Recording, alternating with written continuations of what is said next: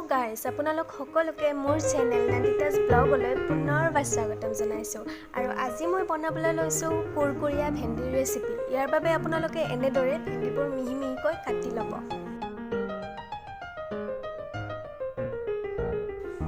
আৰু এতিয়া মই ইয়াতে দি দিম 2 চামুচ বেচন, আৰু ইয়াৰ লগতে দিম ইয়াত মই সোৱাদ অনুসৰি নিমখ, হালধি আধা চামুচ, জলকীয়াৰ গুড়ি অকমানি আৰু জিৰাৰ গুড়ি আধা চামুচ। আপোনালোকে ইয়াতে বেলেগ মছলাও এড কৰিব পাৰে, বাট মই এইখিনিয়ে এড কৰিছোঁ। এনেদৰে খালেও ভাল লাগে।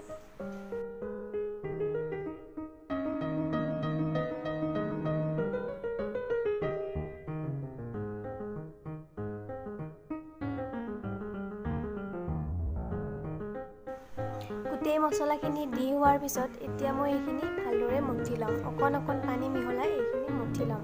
আৰু ভেন্দিখিনি এনেদৰে মঠিব লাগিব যাতে গোটেই মছলাখিনি ভেন্দিৰ ভিতৰত সোমাই যায়, তেতিয়াহে খাবলৈ ভাল হ'ব, নহয় জানো? মই যেনেদৰে মঠিছোঁ আপোনালোকেও তেনেদৰেই মঠিব।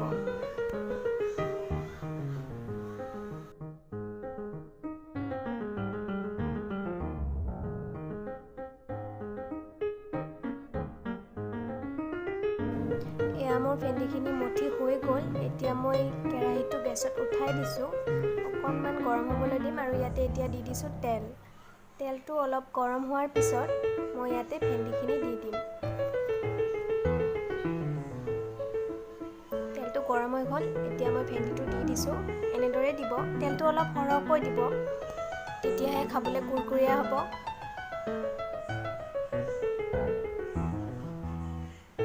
এতিয়া মই গোটেই ভেন্দিখিনি দি দিম।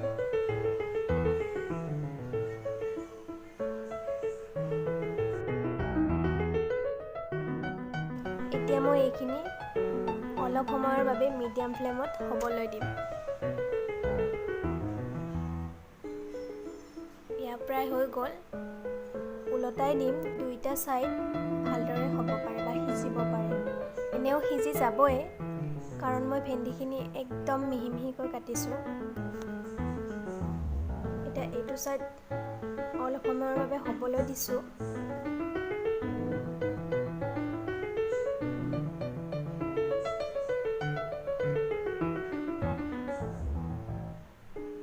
এয়া চাওকচোন, কালাৰটো আহিবলৈ লৈছে। দেখিবলৈ যিমান ধুনীয়া হয়, খাবলৈও সিমানেই ধুনীয়া। আপোনালোকে প্লিজ এবাৰ খাই চাব আৰু মোক জনাব কেনেকুৱা হৈছে।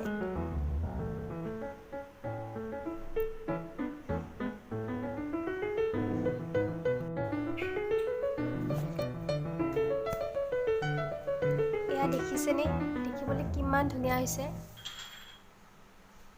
5 মিনিটৰ ভিতৰত আপোনালোকৰ কুৰকুৰীয়া ভেন্দিৰ ৰেচিপি একদম ৰেডি হৈ। আকৌ লগ পাইছোঁ আপোনালোকক নতুন এটি ভিডিঅ' লৈ, নতুন এটি ৰেচিপি লৈ। আজিলৈ ইমানেই।